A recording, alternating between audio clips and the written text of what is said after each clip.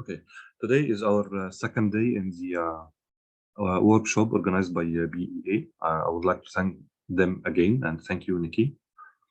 Okay, the objective of this today's workshop is to announce or to introduce our main course, which is the pitfall of seismic imaging, advanced acquisition processing and interpretation. The pitfall is the errors or the failures in the seismic imaging. As you can see here, let me put on the laser pointer. We have pitfalls or failures or errors resulting from acquisition, processing, or interpretation. So the course is working on how to avoid, detect, and fix all this pitfall or most of them. In order to do this, you have to have enough seismic acquisition and processing knowledge required to understand this pitfall. Also, the course will teach you to judge the quality of the seismic through doing proper QC. Also, one of the things that will be added to you is AVO and AVE in theory and practice, and there will be practical exercises. Actually, today we will have a small case study at the end of our session. Yesterday, we already discussed some concepts, basics, type of acquisition, survey design, and a small idea about the OBN, ocean bottom nodes, and the role of seismic processing, and the generic processing workflow and some of the processing steps. Today, we will resume the processing flow. We will talk mainly about migration. What is the migration theory, what we are using migration for, comparison between time and depth migration. Also, how can we build velocity model. Then we will end up with seismic interpretation. Quickly, we will talk about type of interpretation, mapping, DHI, direct hydrocarbon indicators, AVO, and AVA. And we will end up with a case study. So let's start with migration. Migration actually is the main processing step, or it is the purpose of the processing, or the target of our processing in seismic to do migration. Simply, migration is a process which attempts to correct the distortion of geological structure inherent in the seismic section. It is about redistributing energy in the seismic section. What is the migration is doing is the effect of the migration on the seismic, laterally up-tipping the reflectors and upward in time. Also, it collapses diffraction back to their original point, improve lateral resolution. Also, migration helps to obtain more accurate velocity information. How this is done, let's see. I already showed this example yesterday. For this event or this reflector, it is before migration, and after migration, it changed to this position. So the migration moved the event up depth. Okay, always migration moves the event to up depth. The migration steepened event, so the depth is more steep. Migration shortened the event. The event is shorter. So this is the original one before migration, and after migration, it looks like this. What is the migration? How this event or reflector it changes to this position? By changing the velocity. The velocity is responsible for this dynamic change. Now we'll see a very good example for the sink line. On the left, it is the geologic model, and on the right, it will be the subsurface model. Let's see, point A, B, C is reflected on the surface of the sink line. On the left, and on the right is the traces, the seismic. I will redraw it again. Okay, again. Check, follow on the reflection from the left to the right. The left is the surface or the geology, the syncline, and on the right it is the subsurface. So here we have the traces. Okay.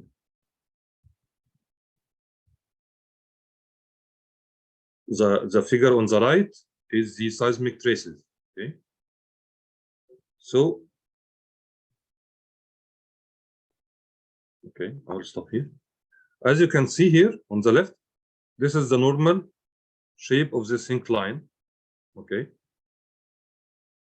But for the seismic, it will look a little bit different. Okay. So this is the traces resulted from the reflection. Go to the next slide. Okay, the upper figure, the upper one, is the stack. After we got the traces, we stack the traces, so we have syncline for migration. If you can imagine here, if we went back, you will see it like an X-bow. Okay. If you connected this horizon and connected this horizon, it will result in like this. Okay. Now let's imagine what is the migration is doing. We said that the migration moves the event up dip, steepen the dip, okay, and shorten the event.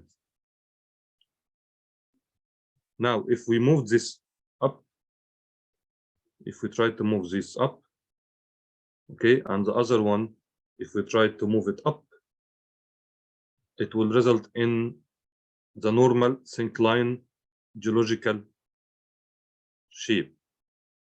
That's the normal syncline. So we get this shape or original syncline shape after migration. But before migration, we will have it like this. It is distorted.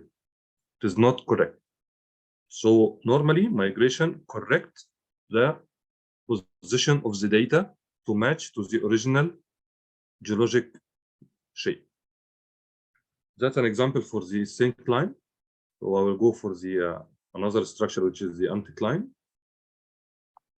Again, this stack showing an anticline before migration. So you can see the flank is not completed. Part of the flank is here. And on the other side, part of the flank is here. So again, if we imagined what is the migration is doing, it's changing the data up dip and shortening the data and moving the data up dip. So if we imagine that we move this data up dip from this side, it will be like this after migration. And the dip is steepened. It is sharper. The dip angle is more sharp. So simply that's migration is doing. How migration is doing this and how the event is moving up dip through changing the velocity field.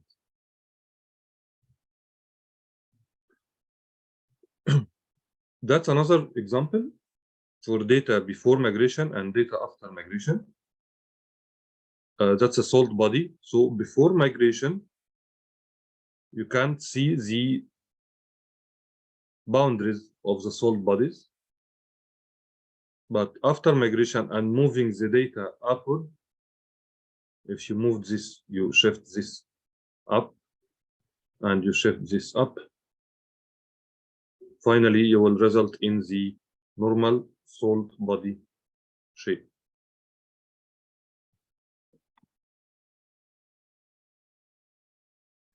Okay, we always hear about Kirchhoff time migration and Kirchhoff depth migration, PSTM and PSDM. What is the difference between them? PSTM is the Kirchhoff time migration, and PSDM is Kirchhoff depth migration. So we always hear that depth migration is better than time migration. Why? Because time migration does not handle lateral velocity variation as depth migration do. So the PSTM or time migration, it can handle lateral variation, but the depth migration can handle it better. So the advantage of PSDM above the PSTM is more correct vertical positioning, more correct lateral positioning, better resolution, and allow velocity and depth estimation.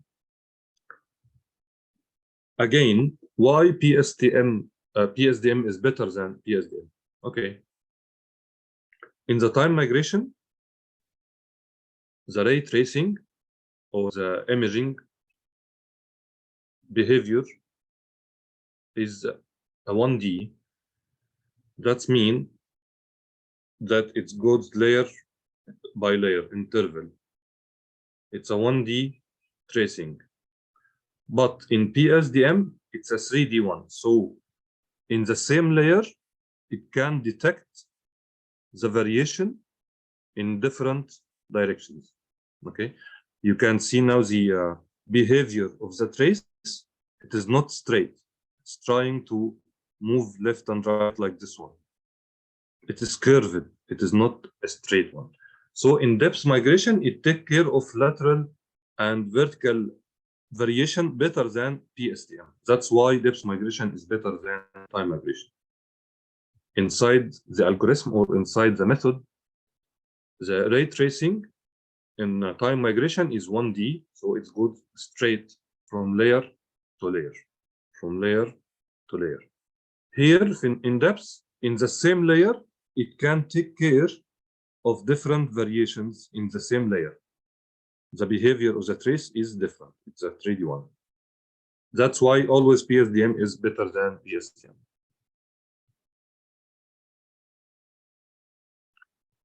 Another example, comparison between PSTM and PSDM. Okay, on the right it is the PSDM, and on the left is the PSTM. As you can see, the solid body is more clear in the PSDM because the ray tracing can detect the variation laterally and vertically better than PSDM.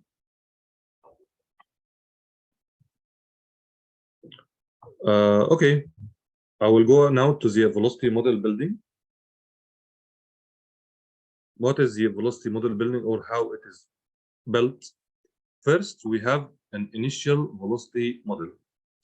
The initial velocity model originally comes from the velocity coming from the PSTM, okay, or from well velocity, or we can build a model using both stacking velocity and well velocity. So by the end of the day, we have an initial velocity model. I will go to the next slide to explain what is going on. Okay, this figure is a CMPs, okay, migrated CMPs, and it's velocity corrected. The blue lines, it's called RMO picks. What is the RMO picks? Residual move out. The residual move out picks measure the amount of residual correction needed. If you attended yesterday, we talked about the move out. What is the move out? It is the hyperbolic behavior that the gather take due to increasing of the offset. So as you go further, as you go for more offset, the reflector takes more time to be recorded. So it takes this hyperbolic shape. That's the move out action. So migration when you do migration, you do a move out. You do a normal move out. So what we are seeing here, what we see here is migrated gathers, but we still have residual move out. So using the initial velocity model that I mentioned here initial velocity model. We do a migration to get a flattened or migrated gathers, and we measure the amount of residual move out using the RMO picks. Then we use this RMO picks and do velocity model update, which is the iteration.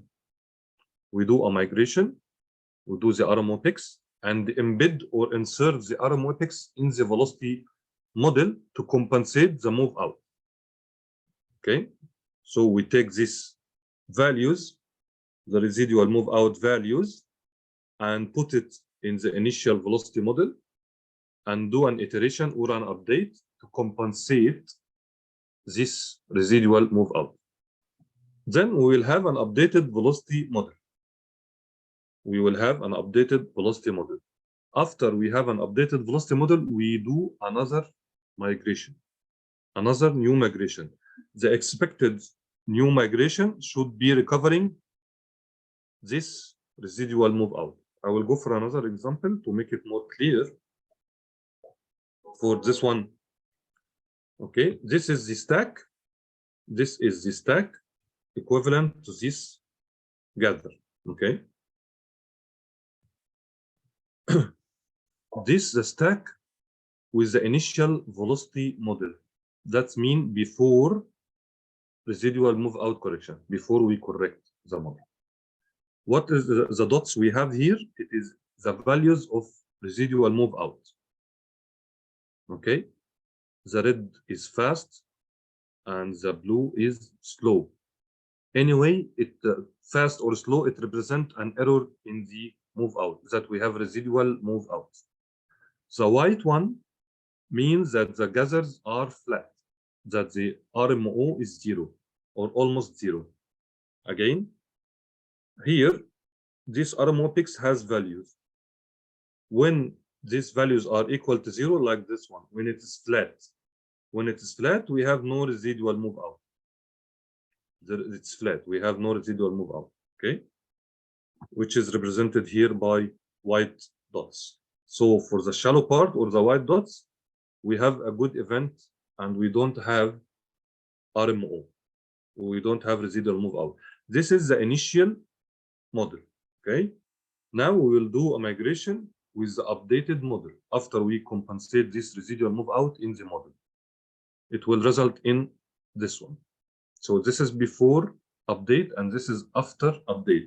After the update, we get more white points. More white points, which means that RMO is almost 0. We have no residual move out, which means that we have more flat gathers. Less RMO values means that we have more flat gathers. So that's how the depth migration or the velocity model update is going. Let me summarize it again. We have first initial velocity model that we do a migration. This is the migrated gathers resulted from migration using the initial model, but we have RMO, residual move out. We try to pick this residual move out or detect these values. We take these RMO values and compensate it in the initial velocity model. We do an velocity model update. After we do the velocity model update, we do another migration. So, for example, this is a migrated stack using the initial model. That means before the RMO compensation. And this one is after the update. I think there is a question in the chat. Let me check. Okay. Sorry. I hope this point is clear. You are all welcome at the end to ask any question you want. So let's go.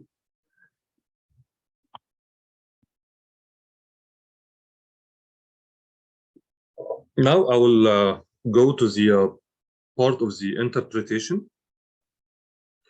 So mainly the seismic interpretation is divided into 3 main types: structural one, stratigraphic interpretation, and physiologic interpretation. What is the use of the seismic interpretation? It is the extraction of subsurface geologic information from seismic data. So interpretation are divided into structural, stratigraphic, and physiologic interpretation.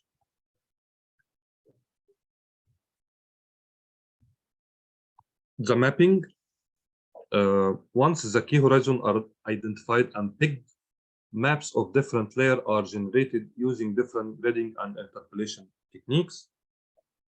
The usefulness of the mapping is providing three-dimensional view of the main surface and feature of the subsurface geology. The picked time values are posted with faults on the base map and are contoured to produce time structural map of horizon, and then could be converted to depths using stacking velocity or well velocity. I would like very much to go to this part because this is one of the most important things in the interpretation is the DHI, direct hydrocarbon indicator. So what is the direct hydrocarbon indicator? It is the measurement which indicates the presence or absence of hydrocarbon accumulation directly from the seismic. So while you are opening the seismic section, easily you can detect or figure out that there is a DHI. It is a change in amplitude due to change in velocity, which in turn is dependent on the variation of lithology and fluid. So for the lithology,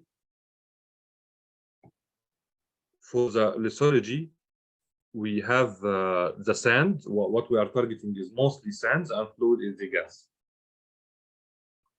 So we'll go for examples of DHI. One of them is the bright spot. Okay. What is the bright spot? It is sand filled with hydrocarbon. Okay, it is sand filled with hydrocarbon, especially gas. It will lower the reservoir rock velocity. So when it has a velocity lower, there will be a contrast in the seismic. As we said yesterday, the acoustic impedance and reflection coefficient is responsible for the peak and trough. So as much you have more contrast in the velocity, you will have the bright spot. So according to the velocity and the density, which is the reflection coefficient and acoustic impedance variation, it will result in bright spot.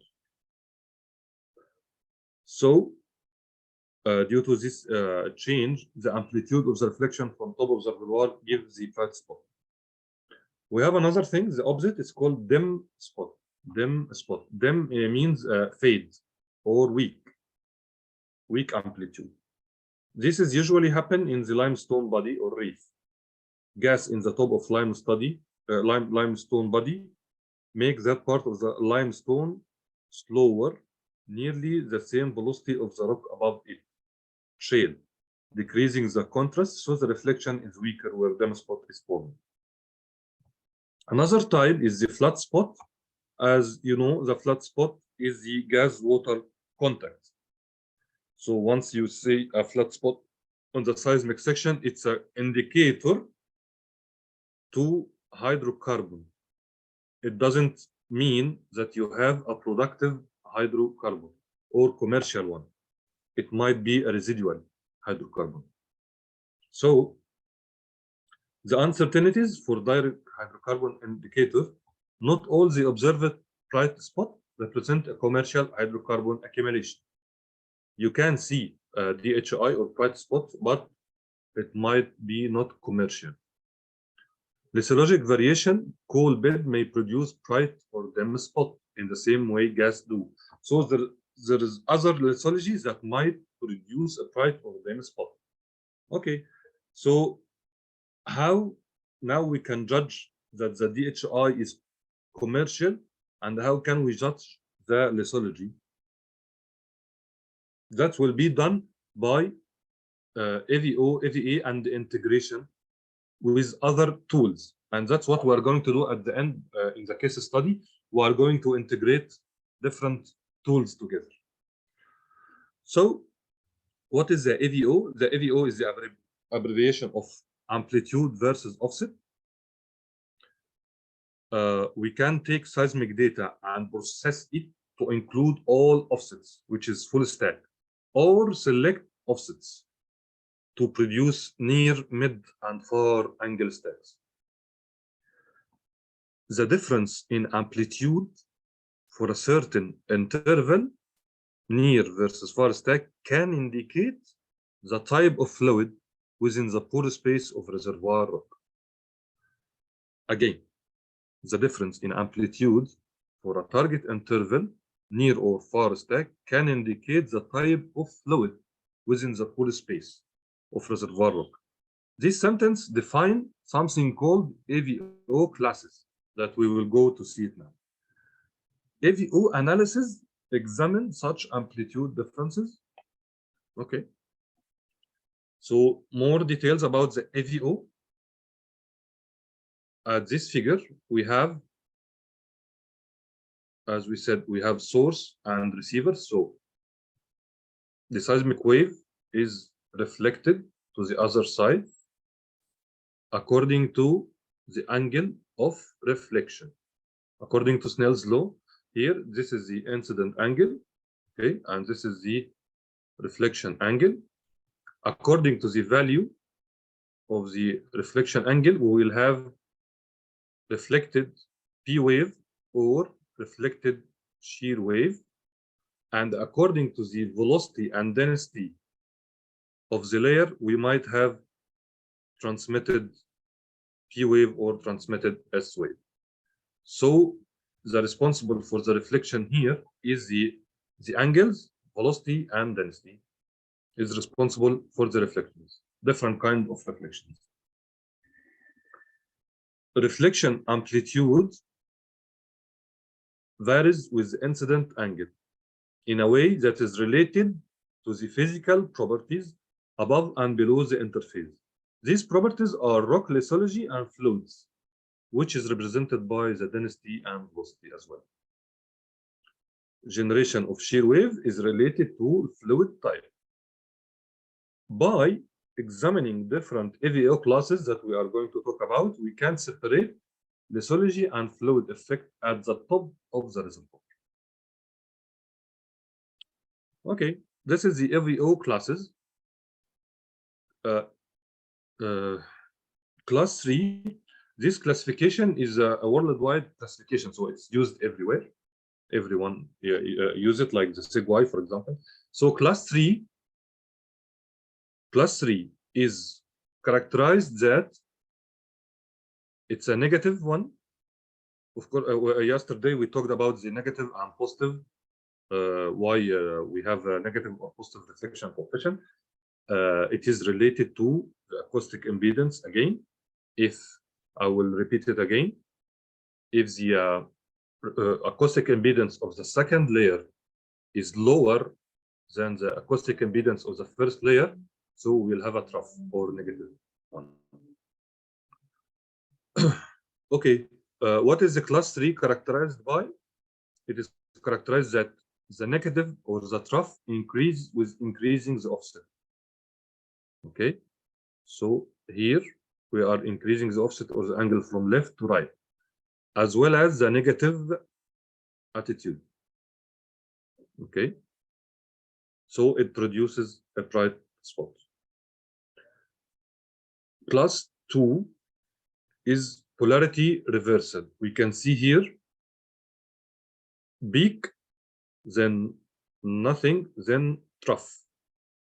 If you see this polarity reversal on the seismic, that's class 2. Class 1 is decreasing of a positive amplitude or positive peak, decreasing with offset. It produces the dim and flat spot.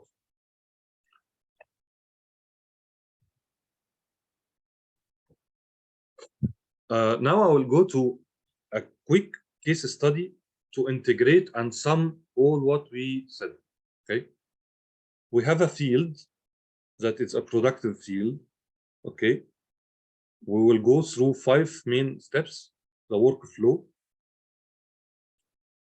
Also, we will add the AVO analysis to this workflow.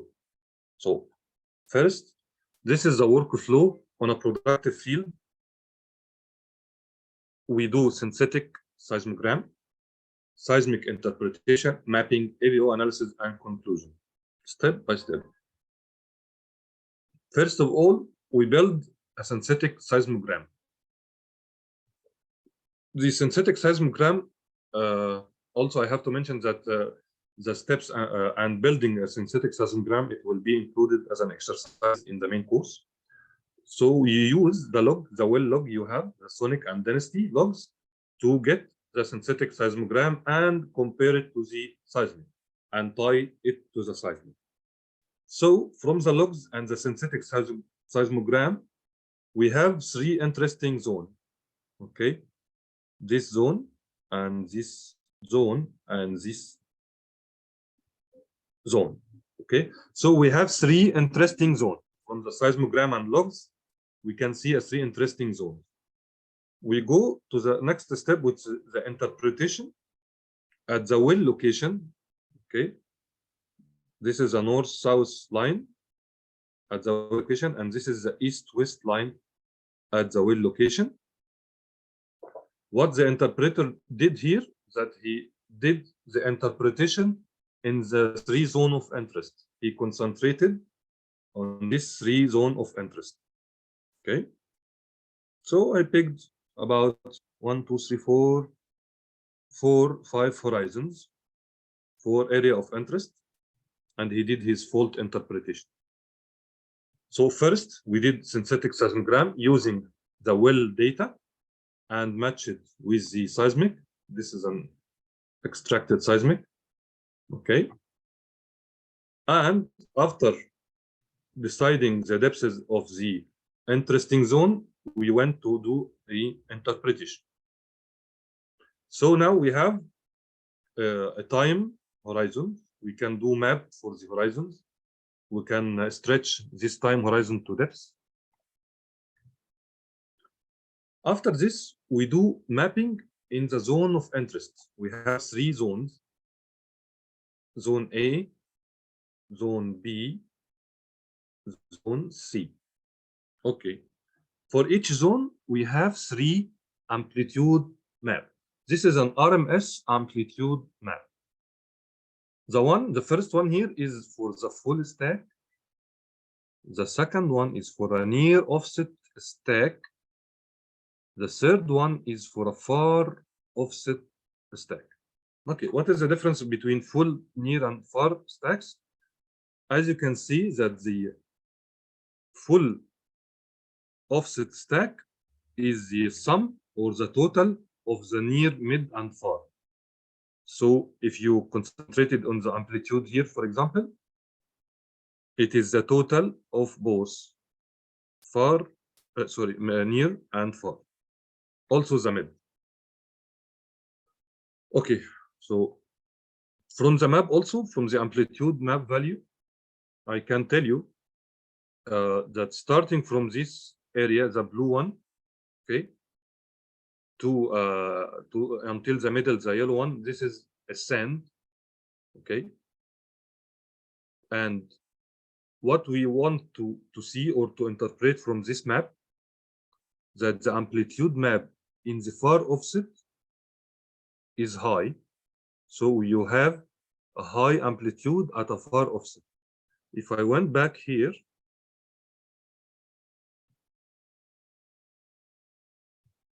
we said that when we have an amplitude increase, a negative one, with increasing the offset, it's representing class 3.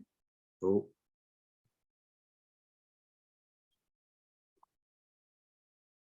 again, in the other two anomalies or other two interval, we can see a higher amplitude at this far offset stack.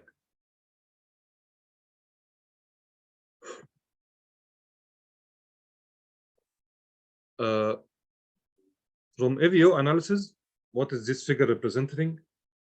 The x-axis is the amplitude and the y-axis is the acoustic impedance value. Each figure represents an interval of the interval of interest we saw on the seismogram. So this is the top, and this is the base. The top and base of the second interval, the top and base of the third interval. What we are going to do here, and also this exercise will be in the main course, how to build this figure and how to interpret it. So at the top reservoir, or the top of the first reservoir, it represents class 4 from this one, and the base represent class 3, this one, at the lower part. Okay, if you can see here the amplitude, it's plus and minus. Okay, so the negative value is here and the positive value is up. The same, the negative value is here, the positive value is up. Again, this graph represents the acoustic impedance here versus the amplitude here. So the conclusion from this case study is that seismic attribute is considered sometimes as a DHI. Amplitude map can identify the sand deposit distribution.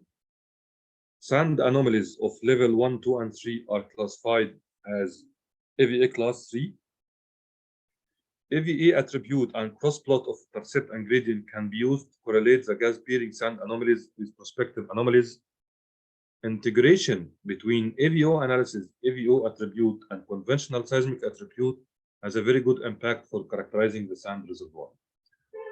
What I'm trying to tell you here from this case study, that identifying the reservoir and the fluid and the lithology of the reservoir needs integration between different tools, like synthetic and the interpretation on the seismic and the mapping of the amplitude and the AVO analysis.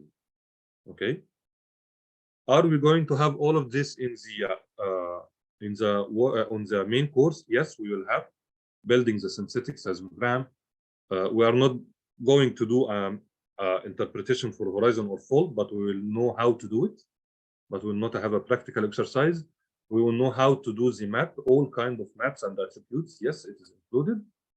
And the AVO analysis also is included this exercise, how to understand the AVO and how to classify the AVO class.